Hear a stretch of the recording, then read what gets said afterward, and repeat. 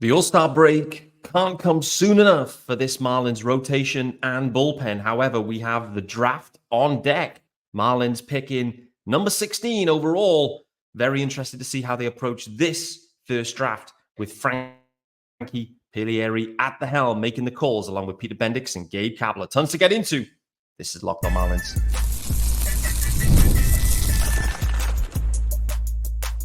You are Locked on Marlins, your daily podcast on the Miami Marlins. Part of the Locked on Podcast Network, your team every day.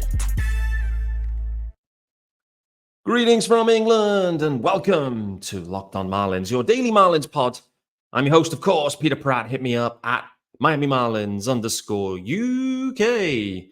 Thanks for making Locked on Marlins your first listen, guys. Welcome to the show. It is Thursday, the 11th of June. This is your team every day. You know it. You know it. And we have got tons to get into here, guys. There is also a YouTube channel. Make sure you hit subscribe over on the YouTube channel. It's also called Locked on Marlins. Hit subscribe. Join me in the comments. Join me in the premiere as well. I love the live reaction as we get into these shows. So make sure you join me in those as well. The premiere chat, let's call it that. Locked on Marlins is part of the Locked on Podcast Network. Your team every day. Guys, this episode is brought to you by Booking.com. Booking.yeah. The right stay can make you a fan of any city, even your rivals. Check out Booking.com for your stay today. That might be Houston right now. The Astros are laying the smackdown on the Marlins. Very interesting. Just want to call out just a high-level observation here. The Marlins had a terrible start to the year, no doubt about it. The Astros weren't far behind that. Like, they weren't quite to the levels of the Marlins, which was extraordinarily bad. But the Astros weren't far behind. Do you think it's very interesting? And I get it, like the rosters, maybe the organizations are in different spots, etc. But I just wanted to call out that there was no panic from the Astros. No panic. Yeah, they had a few injuries. They lost a few games early. They were kind of looked like behind the eight ball. But you look at things now, fast forward on now, and the Astros, I mean, they're right back in the mix. They're over 500 at this point, a couple of games over 500. They are 2.5 back in the wild card race. Feels like, they're 7-3 for their last 10. The Astros are back in the mix. The offense looks like it's humming. The rotation's coming together. No panic from them, guys. I do think it's, we've seen the opposite. I don't know if panic's the right word with Bendix because, the rotation was already fully dinged. With no Sandy, no Yuri. It was always going to be an uphill task for the Marlins. But, it was, I don't know if panic is the right word, but making that move of Arias that early is pretty uncommon, it's fair to say. And I do think, like, from an Astros perspective, they stood pat. They believed in their roster. The guys have then, got hot. The Marlins, unfortunately, have never had the ability to get hot this campaign. And I do think it probably would have been a lost cause irrespective. Just the pitching, and we're going to talk about that today, the pitching just has been so dinged all year long. All year long. Just on that topic, though, I do think it's interesting that even though, Sandy was down and then, the injuries kicked in, the Marlins didn't really look to address that or build any, major depth, I would say. And so, they've mixed and matched guys. And, we'll talk about Brian Hoeing in this episode, how, Brian Hoeing is, he's a team guy. He's happy to take on any role. Whether starting games at this point is Hoeing's best role. I think we've seen Hoeing, I think we've seen him for long enough now to know that isn't his best role. But he's doing it for the team. Which is encouraging. But overall, like, everyone's so dinged up at this point. It is, the Marlins are truly limping to the break at this point. Like, we saw it the other day, and I didn't even get a chance to talk about it. Trevor Rogers, Skip tries to kind of, get him through 6. He ends up throwing over 100 pitches, 5 1/3 for Trevor, walks a guy, etc. Couldn't quite get there with 6. This is it for Skip now. He's having to push the guys. He's having to ask them to push themselves because they're running out of arms. They're running out of innings. Everyone's fully gasolinated here. And it's just a snowballing effect because the rotation is just so badly dinged up. The Marlins can't get any length out of the starters. There's barely any starters going 5 innings. They haven't a starter hasn't had a win for over a month, I think, at this point, or maybe exactly a month. I think it was like the 10th or 11th of June. So, that just shows the starters consistently are not going deep into games, and the bullpen's being asked to do more. We saw it yesterday with Declan Cronin.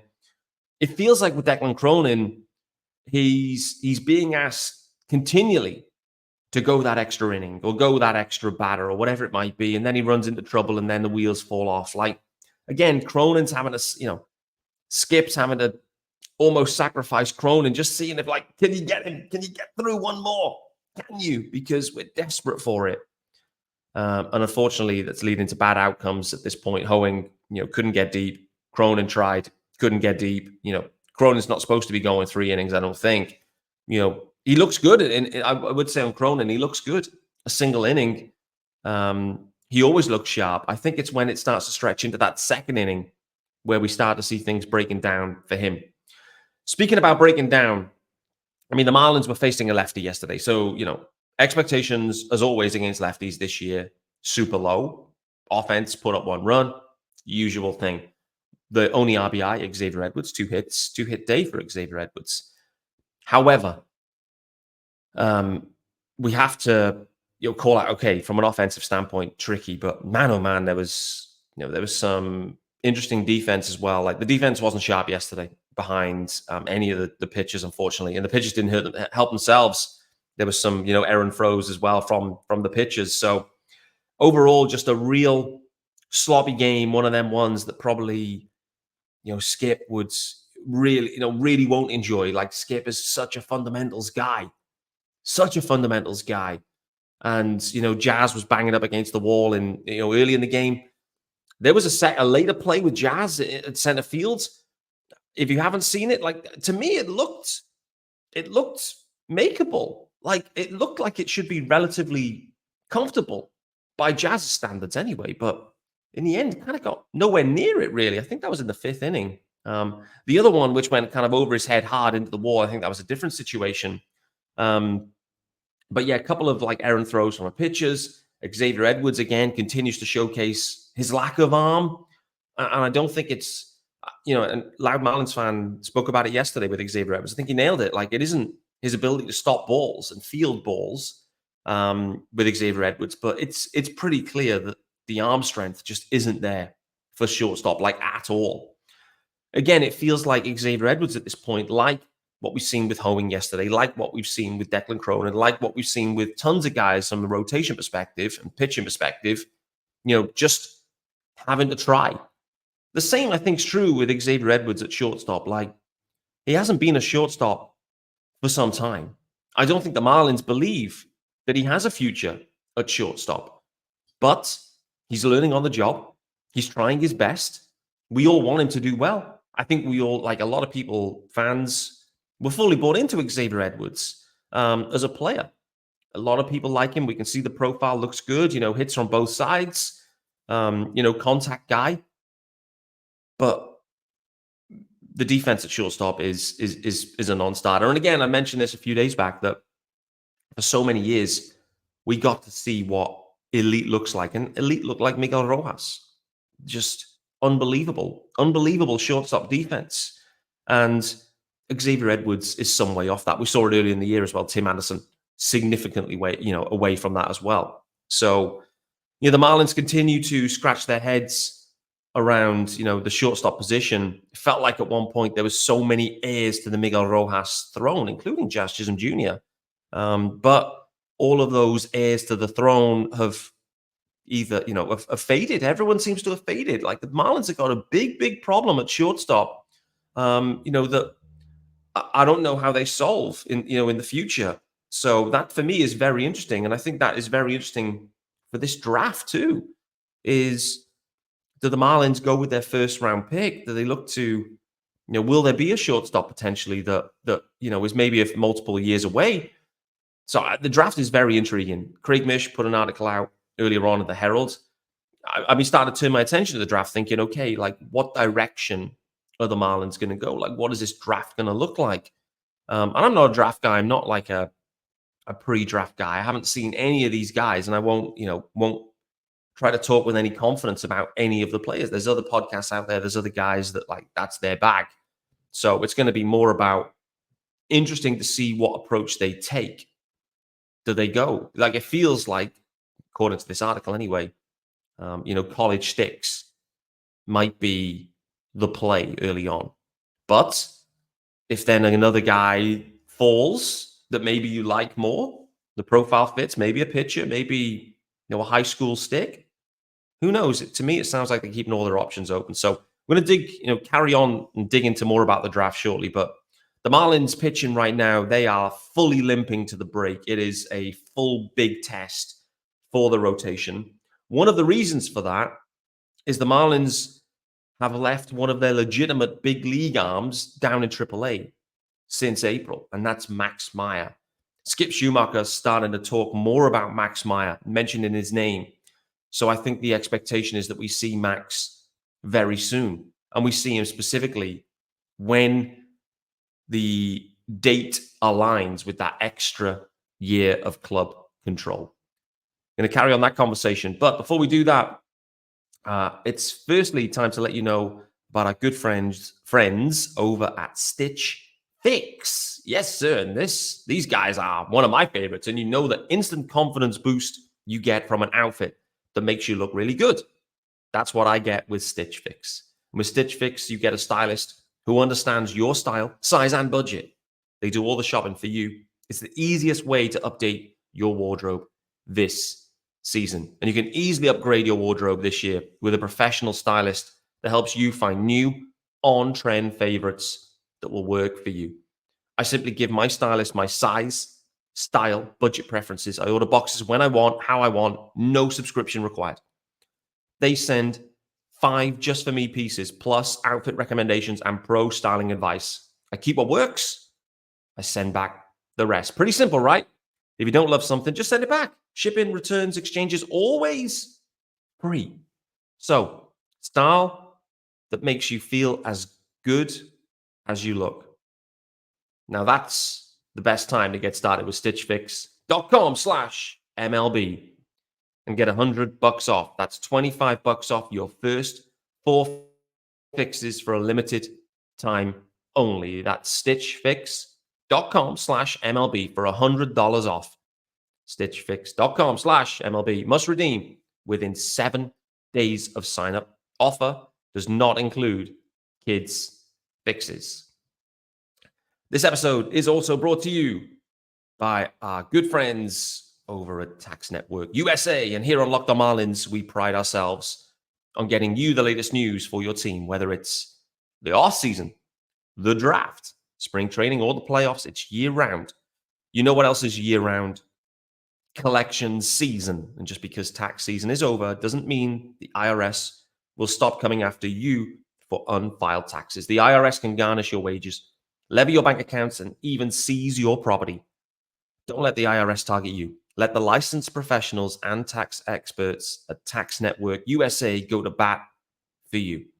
And with over 14 years of experience and an A+ rating by the Better Business Bureau, BBB, Tax Network USA has saved their clients over $1 billion in tax debt. Whether you owe taxes, have complicated matters that require tax planning, or finally hit that parlay this season and need help correctly filing, simply call 1-800-549-1000 or visit tnusa.com/lockedon. Be sure to mention Locked On Marlins at checkout and you'll receive a $250 discount off their services. Reminder, mention Locked On Marlins at checkout. You'll receive $250 discount off their services. All right, guys, welcome back to Locked On Marlins, and thanks for making Locked On Marlins your first listen, guys. The Marlins, unfortunately, were spanked against the Astros yesterday, and we're seeing it. We're seeing it. They are fully limping to the break now. They've run out of arms. They're asking everything of everyone. They're trying their best to get to the break. They badly need the break.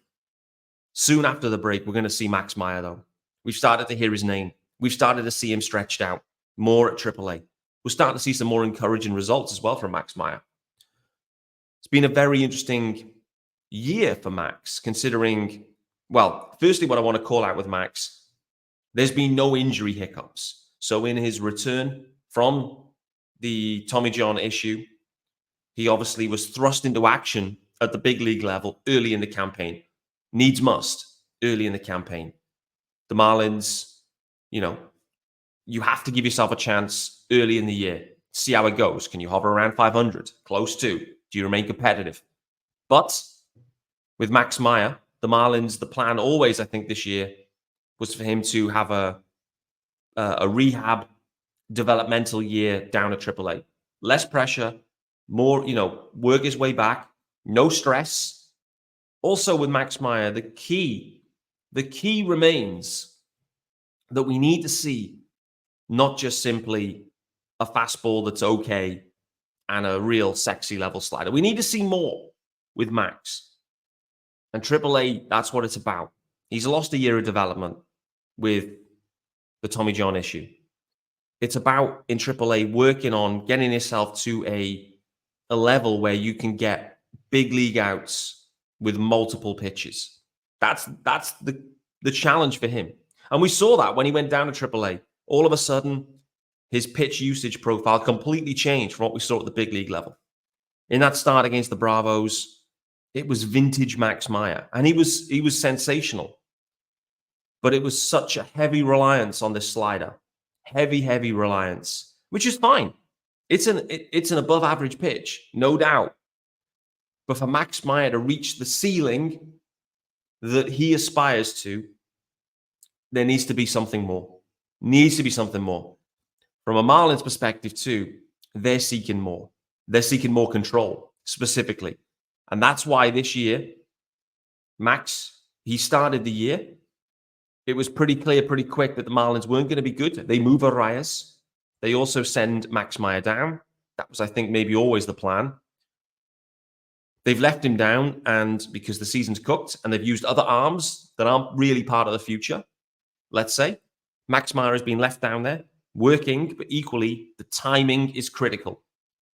The Marlins, if they play this right, will gain an extra year of club control on Max Meyer. That's the plan.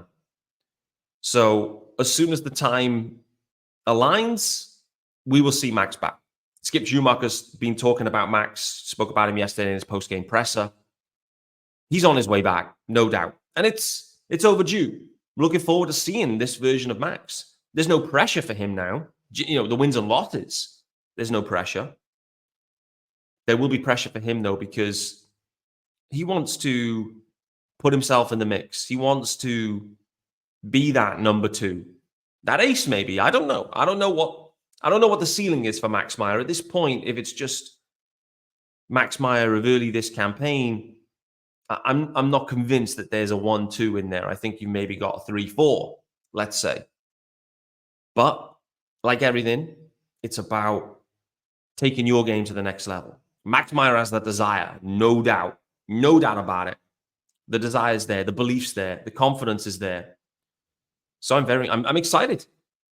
I'm excited. And frankly, after the All-Star break, there's going to be some moves. There's going to be some painful moves. There's not going to be a lot of, the Marlins have already lost 60 games. 60 games the Marlins have already lost. The Phillies have just won 60. I mean, the Marlins have had such a poor year. The roster is about to be even more decimated. It's going to be a real struggle through August and September. The diehards will remain, and we'll be looking for bright spots. Max Meyer will be one. He'll be one that we will continue to monitor. We want to see the progression, the development of Max Meyer. Very interested to see if Edward Cabrera remains with the Marlins after this deadline. Very interested to see if Edward Cabrera can get a solid run of health and get himself in the mix. Because, I mean, I've always felt that there's a stud in Eddie Cabrera, but we just have never seen, it's never been the consistency with him. So with an uninhibited, approach for the next 2 months, no pressure on him either. These guys can pitch loose, fast and loose, hopefully. No pressure, no stress. Go out there, attack with no consequence in many ways. Attack with no consequence. I mean, Skip's been a broken record talking about Eddie Cabrera. But Max Meyer on his way back soon. And man, oh man, the Marlins rotation badly needs him. Feels like Jesus Luzardo, Ryan Weathers, Braxton Garrett, you know, these guys still seem some way away. Like, I think we're talking mid-August at best, maybe September for these guys. Like, if they return, and maybe they get fully shut down anyway. You know, could it be the end of the campaign for Sandy Alcantara already? We think so. Yuri, definitely. Luzardo, Weathers, Brax. Could all of their seasons be over at this point? Like, the Marlins have no need to really push it. They don't have any need to push it. So I'm very interested to see. It feels like, some of the murmurings here is like Luzardo and Weathers may get to a position where they can start, throwing and some baseball activities. But, by the time that happens, we're already at the back end of July. It's a month to ramp back up. At best case, maybe more, 6 weeks, the end of the season. You ramp them up, but you just do so with care. You do so with care. I want to talk about the draft and the strategy, and equally what we're hearing from Craig Mish around the Marlins' approach at the draft right after the ads. But before we do that, let's firstly let you know about our good friends over at Booking.com. Yes, sir. And this episode of Locked On Marlins is brought to you by Booking.com. Booking.yeah. And with summer travel heating up, especially travel for baseball games, it's time to explore those U.S. cities you always secretly wanted to learn more about. Yes, we're talking about your rival cities. We're talking Houston. We're talking Cincinnati. Those are the cities in play right now. Who hasn't been to Houston or Cincinnati? So much to explore, I'm sure. With hotels, bed and breakfast, vacation rentals, resorts, and so much more on Booking.com, you might just find your perfect stay, even in your baseball rival's city. I'm a big fan of Booking.com. It's my go-to app, no doubt about it, when I'm traveling for baseball, for work, whatever it might be. London series, I was all in on Booking.com. I was late in my decision-making, but I managed to find exactly what I wanted, where I wanted, at the price I wanted. So you can make the right stay and make you a fan of any U.S. city, even your rivals. Book today on Booking.com, on the site, or in the Booking.com app.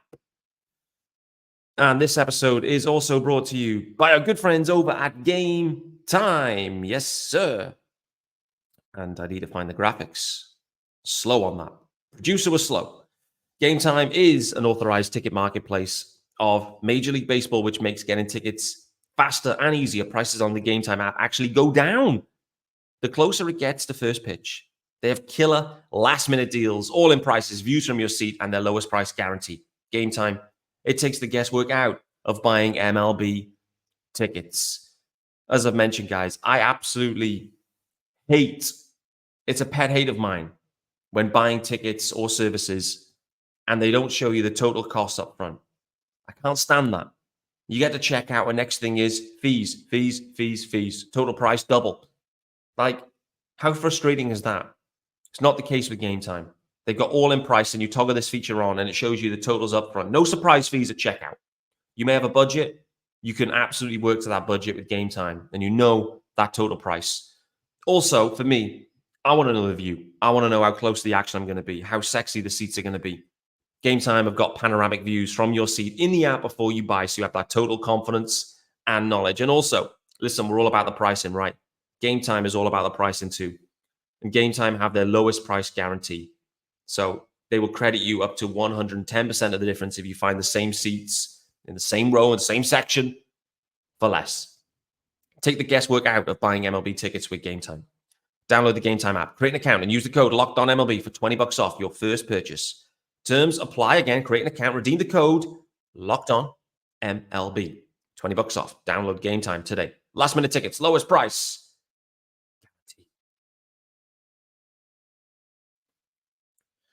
All right, guys, final segment here on Locked On Marlins. Thanks for making Locked On Marlins your first listen of the day. It's Thursday, the 11th of June, and we are ramping up to the Major League Baseball draft. Coming at you like Cleopatra. And Craig Mish, as always, sharing details, sharing us the knowledge, the insight. Sounds like he's been speaking to Frankie Pilieri in advance of this draft. Reminder, DJ Svilek no longer with the organization. There's going to be no Jacob Berries this year. However, Generally, the sense from this article, which came at a great time, I'm not a pre-draft guy. I don't know any of the guys in the draft. So please don't ask my thoughts on this guy or that guy. I have no idea. No clue.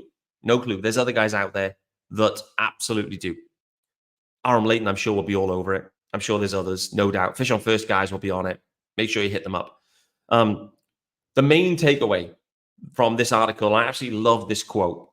Marlins amateur scouting director Frankie Pilieri says, "We need everything." I absolutely love that.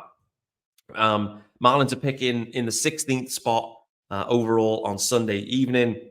And we are looking 3, 4, 5 years down the road. Very interesting language. If you keep stacking talent in all forms, you usually end up in a pretty good place. It's funny that, what that says is we're looking for, we're looking multiple years down the road. We're looking 5 years. We're looking at 2030, maybe 2029. Like, again, we've seen and we've spoken about in this podcast many times. The Dylan Head acquisition was definitely a nod to this is 4, 5 years in the future where this team probably will be back in the mix. So the sentiment here from this article is the Marlins are trending towards taking a hitter at number 16, and some are preferring a college stick. The sense is that actually this draft, the college sticks are the ones that the Marlins the college sticks are where maybe the strength lies, particularly in the range that the Marlins will be taking. A reminder on the last time the Marlins took some college sticks, Jacob Berry being one, JJ Bleday another. And so there's been some mixed results for the Marlins playing and operating in that space historically. However, DJ Svihlik no longer here. Frankie Pilieri, his team, Peter Bendix, Gabe Kapler, etc. They're running the show now. And the model, the approach taken feels very different. In terms of some specific names that are called out in this article, there's one that caught my eye. Seaver King, a shortstop from Wake Forest. Seaver King. I buy the names, and that sounds like a stunning name, one that you can absolutely get behind. And so I'm all in on Seaver King. Cam Smith is also another name. I must say, I've heard the name Cam Smith. I've seen that name spoken about quite a lot on Twitter as well, Marlins Twitter, talking about Cam Smith. He, from what I can see, appears to be a slightly better version, potentially, of Jacob Berry. There's some question marks over the defense, seemingly. Is he a third baseman? Is he a first baseman moving forwards? We've heard that before, right? But he's considered to be a better defender than Jacob Berry. It's impossible to be a worse defender than Jacob Berry, but importantly, more of an advanced hitter, which again does make you wonder why the Marlins went with Jacob Berry at that moment. Like it felt like they reached heavily for Berry, and maybe they're seeing that. I don't know. Berry's definitely on a decent run at the moment, so maybe we've written him off too soon. But the sense is that the regime in Miami will take a different approach in the draft. And the teams around them believe they'll go college. And either way, it will be model heavy, according to Keith Law on that one. So the Marlins effectively are saying they need everything. All options are open. Most likely in that first round, it's going to be a college stick. However, if a guy drops them that they really like, then the Marlins seemingly have no qualms in taking those guys. What we've seen historically is when the Marlins go pitcher heavy at the top of the draft, they're normally successful. So I'm very interested to see the approach that this new front office takes in a draft. It's the first time doing it. Let's start to learn their tendencies. How do they approach it? What are the profiles of these guys? Where are they looking? It's very, very interesting. So it's going to be a little bit more draft coverage over the next couple of days. Equally, a draft recap as well, considering who the Marlins end up pulling the trigger on, etc., etc. But for now, we're out of time. In summary here, the Marlins are limping to this All-Star break. They badly need it. The arms, everyone is chipping in, trying their best. But unfortunately, the starters just aren't going deep enough into games, and the bullpen is just getting absolutely obliterated on every day. Max Meyer will be back up soon, very soon. The draft is approaching. Let's see how this new organization approaches it. Very interested to see what approach they take. Appreciate everyone making Locked On Marlins your first listen. I look forward to seeing you guys tomorrow as we reflect on the final game of this Astros series. Rodri Munoz, my favorite guy, going this evening. Big test for Rodri Munoz. Last time he was a follower, let's say. This time looks to be the official starter, stereotypical starter. Let's see if Rodri Munoz can get 6 innings worth of work. Let the stuff play. We'll see how we go. Look forward to seeing you tomorrow, guys.